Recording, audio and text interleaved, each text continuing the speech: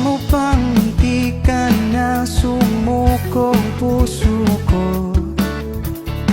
Sa paulit-ulit na pagkakataon na nasaktan na bigo. Mukhang delikado na naman ako. Bakit ba kinikilig na naman ako? Pero ngayon ay parang kakaiba. Pag nakatingin sa iyong matang mundo ay kalma.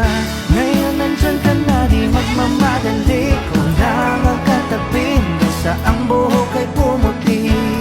Di na maghanap ng kung anong sagot sa mga tanong, dahil ikaw ang katiyakan ko. Hindi na ako bibitaw. Ngayon ikaw na ang kasayaw.